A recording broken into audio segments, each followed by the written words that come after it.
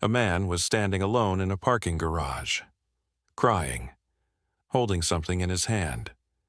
Tom Hanks saw him from 50 feet away, and he started running.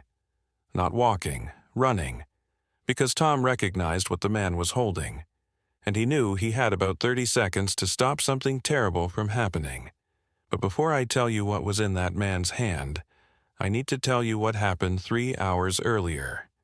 If you love these stories, hit subscribe right now, because what happens next in this video is something I still can't believe. January 14th, 2013, Los Angeles, 11:47 p.m. Tom Hanks was leaving a late dinner, nothing fancy, just a quiet meal with his wife at a restaurant they liked. No paparazzi, no fans, just two people eating pasta and talking about their kids. He was walking to his car in the underground parking garage when he saw him. A man, maybe 35, standing next to a concrete pillar, alone. The garage was empty, just Tom's footsteps echoing off the walls. The man was crying. Now, here's the thing. Most people would look away. Most people would think, not my business, and keep walking. That's what we do. We see pain and we pretend we don't. But Tom stopped. He watched for a moment. The man hadn't noticed him yet. He was too focused on something in his hand. Something small, something Tom couldn't quite see from this distance. Then the man raised his hand to his head, and Tom saw what it was.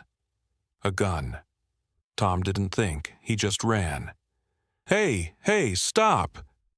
The man spun around, wild eyes, tears streaming down his face, the gun still in his hand, still raised. Stay back. Don't come any closer. Tom stopped, 20 feet away, hands up.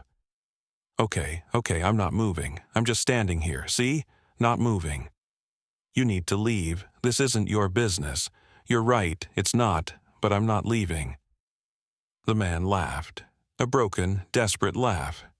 Do you know who I am? I'm nobody. I'm nothing. You should just walk away and forget you ever saw me. I can't do that. Why not?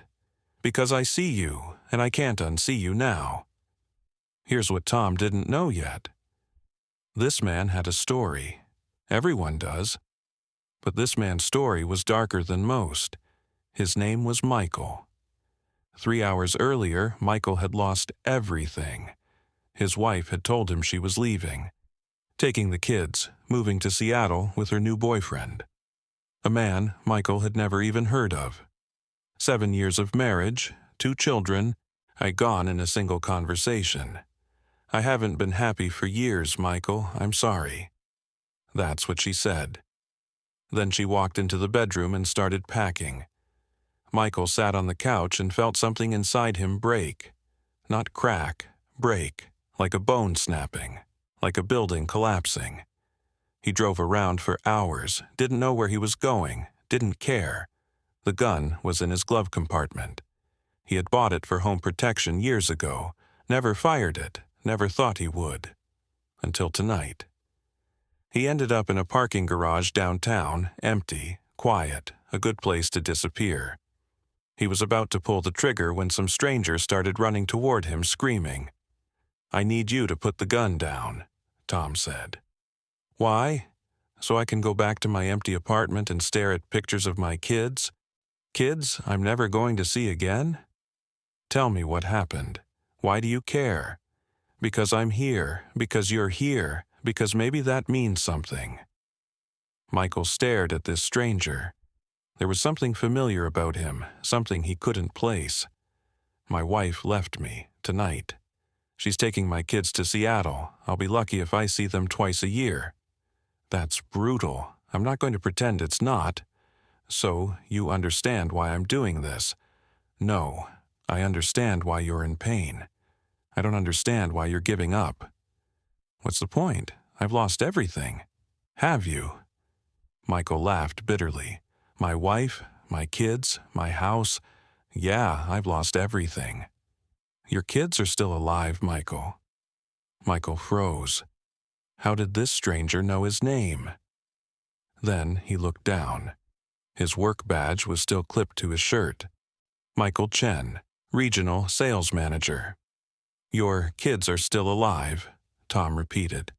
"And right now, they're asleep somewhere, dreaming about their dad, about playing catch with their dad, about having their dad at their graduation, their wedding, the birth of their first child. They're moving to Seattle. I'll never see them."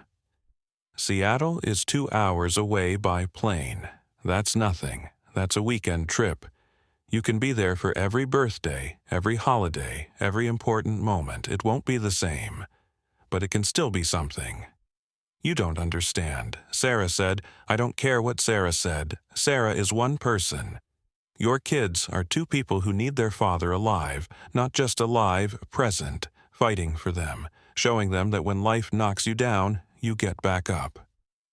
Michael's hand was shaking now. The gun was getting heavy.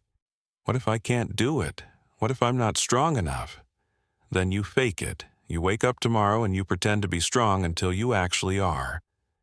That's what everyone does, Michael. Every single person who's ever survived something terrible. They fake it until it becomes real.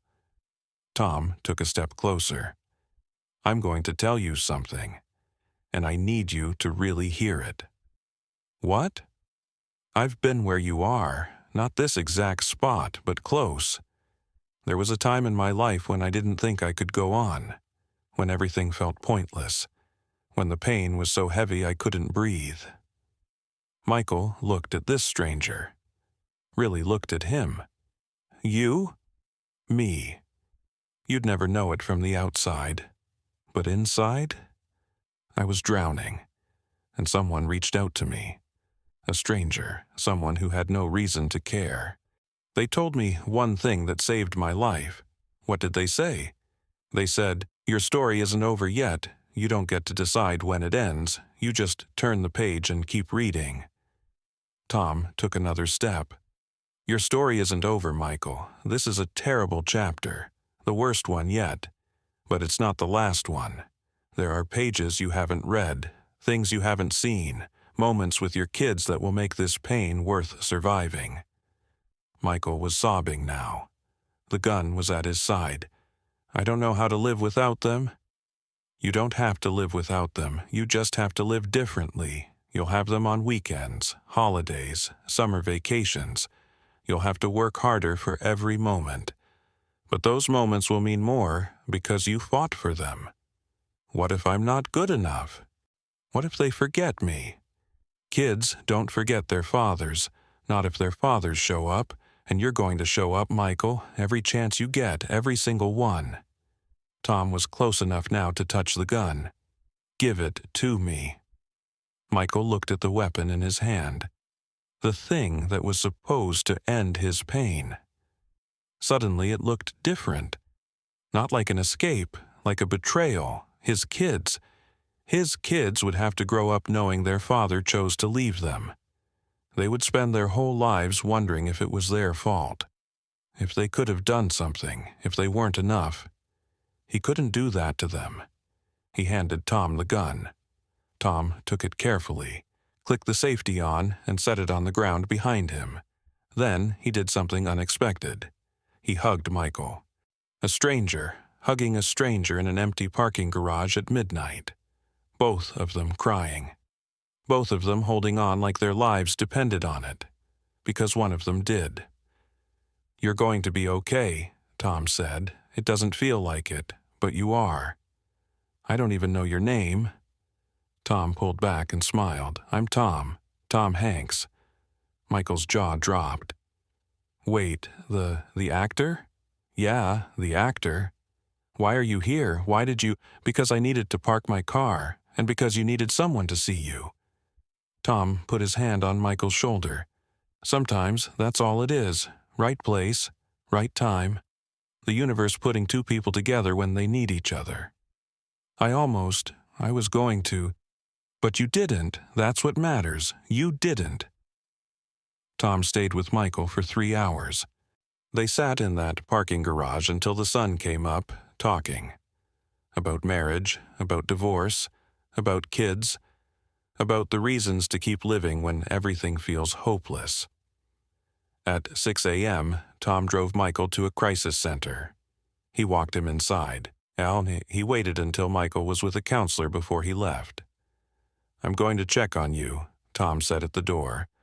"I'm going to call this place in a week, and if you're not here, if you've checked yourself out, I'm going to come find you. Do you understand?" Michael nodded. "I understand."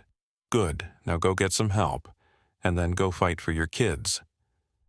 Michael checked into a 30-day program that morning. Depression, anxiety, crisis intervention. It wasn't easy. Some days it felt impossible. But every time he wanted to quit, he thought about his kids. And he thought about the stranger in the parking garage who ran toward him instead of away. Michael Chen is 46 years old now. He lives in Portland, not Seattle. His ex-wife moved again, but he flies to see his kids every other weekend. Every single weekend he's allowed. He's never missed one. His son is 15 now. His daughter is 13. They know what happened that night. Michael told them last year when they were old enough to understand. "A stranger saved my life," he told them. "He didn't have to. He could have walked away, but he ran toward me, and because he did, I get to be your dad." His daughter asked, "Who was he?" Michael smiled. "You're not going to believe me." Michael keeps one thing from that night. The business card Tom gave him before he left. On the back, Tom had written, "Your story isn't over. Keep turning the page. Tom." Michael has read that card 1,000 times. On his worst days, on his best days, on every day in between. And he keeps turning the page. Because someone he never expected told him he could. Because Tom Hanks ran toward him when everyone else would have run away. That's the story. That's why it matters. One moment. One stranger. One choice. Sometimes that's all it takes to save a life.